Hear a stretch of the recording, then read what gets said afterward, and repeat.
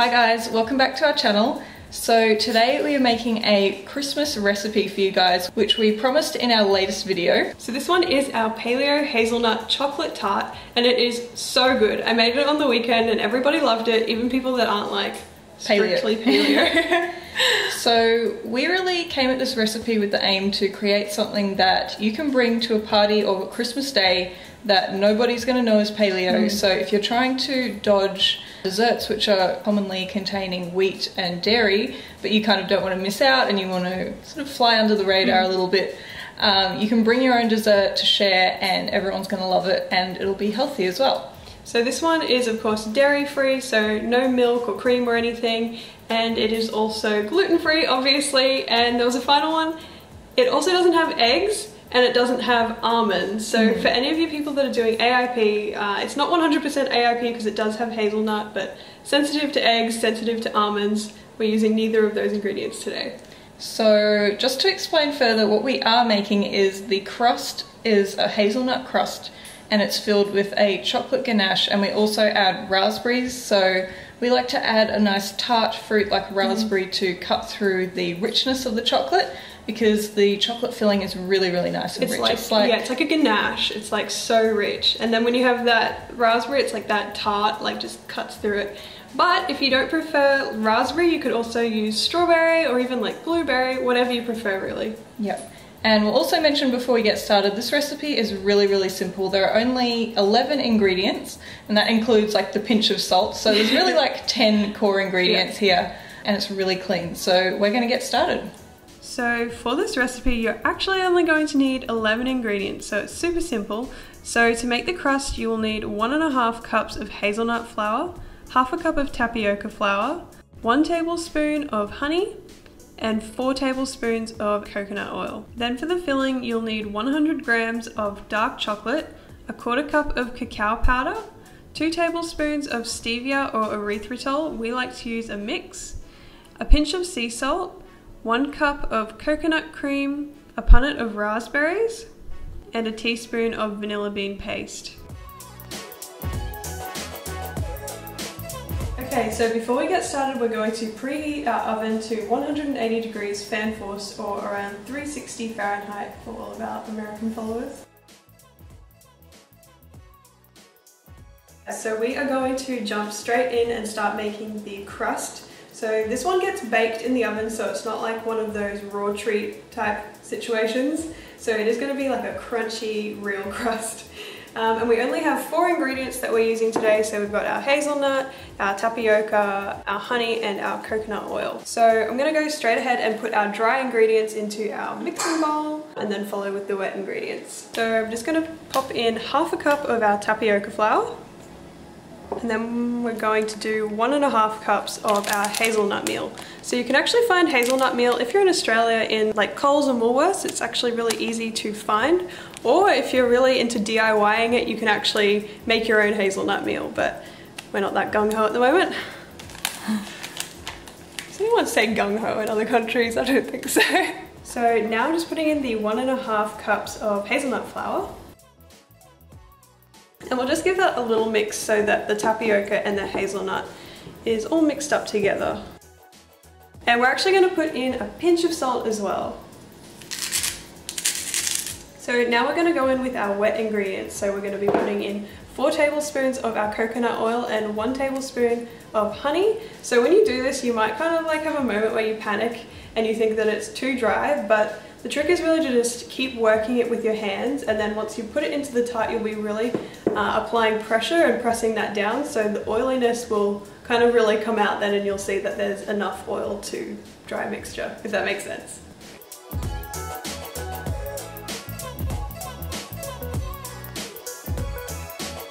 So now we're just going to mix this a little with our spatula, and then I'm going to get in there with my hands and kind of work it through as well. So have previously washed hands.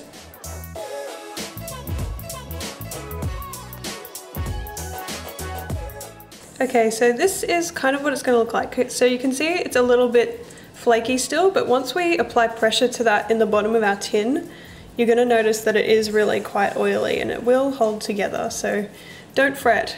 Okay guys, so now for the fun part. Amy is going to pack our crust into our little tin, and we're going to pop that in the oven for around 10 minutes or until it gets nice and crisp. You don't want to overdo it, but you do need to get it nice and crispy, so just keep an eye on it.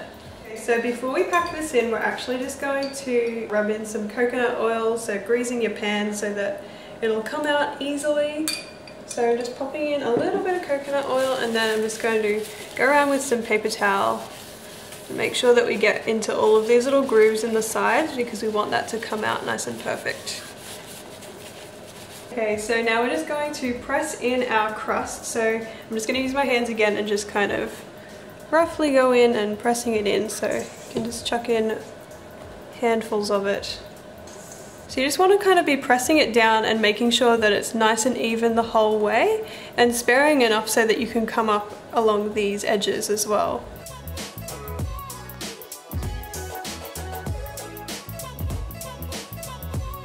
So we have finished making our crust, and we've put that into our little tin and pressed that out nice and evenly, so making sure that there's no areas that are too sparse or too thin.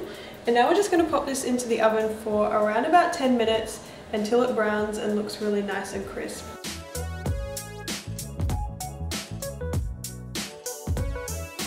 So it's been about 10 minutes, so we're going to pop our crust out of the oven, and it should be nice and brown.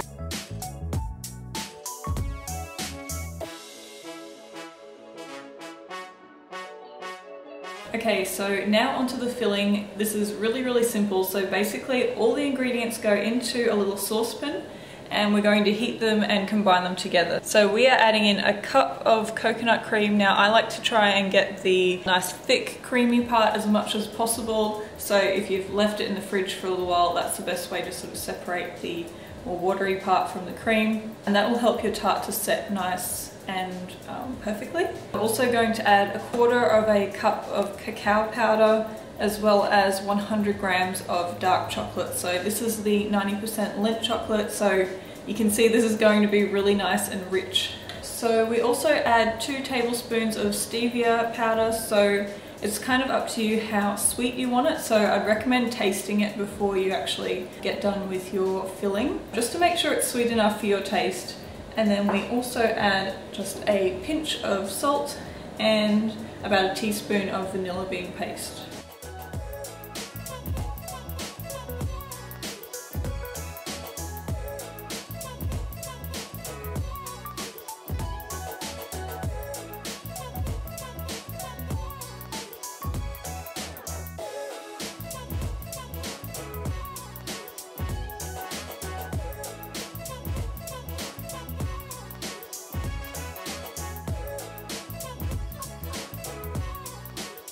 So we're just going to go and pop this on a low heat until everything is nice and combined and that Lindt chocolate is completely melted, and we're going to set that to cool and also taste that it's sweet enough.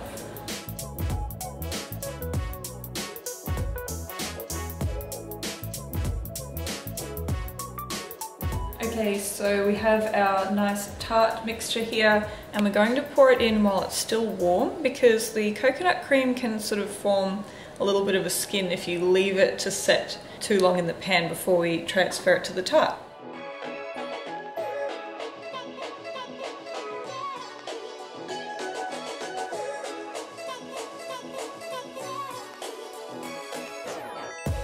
So I've just washed and dried our raspberries, so I've also dropped a couple onto the board. Whoops. And it's really lucky they didn't fall in the tart and mess it up.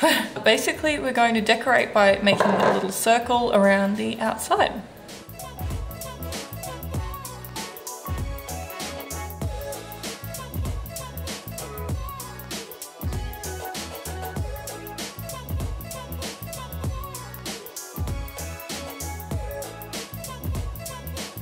Okay guys, so our tart is ready to pop into the fridge. So it's going to take around an hour or two to set completely. It kind of depends on how much your crust has cooled down as well. So let's pop it in. So the tart is ready to come out of the fridge. It's been about 2 hours and it looks really nice and well set. Okay, so we're going to pop this out of the mold, and we're going to do it by just popping it here on top of our rice container.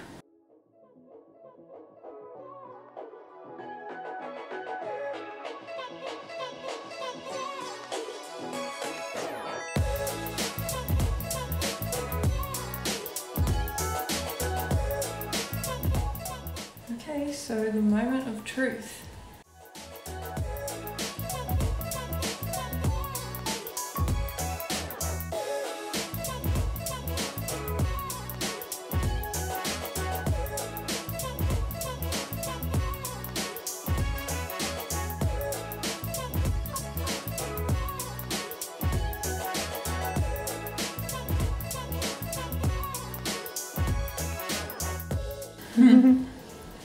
So rich. It's really good. And not too coconutty. Okay guys, so that wraps up this recipe. It's really, really good, and we highly recommend, if you are interested in chocolate and you like really rich flavors, that you try this out for Christmas, either at a party or on Christmas Day, or just to eat at home. Alrighty, well, we'll see you in our next video. We're thinking of doing one more Christmas recipe, so have a look out for that next week. And if you like this video, please leave us a big thumbs up. If you try the recipe and you have a success, obviously leave us a thumbs up. And if you want to see future videos, make sure you're subscribed to the channel, and we'll see you in our next video. Bye guys. Bye.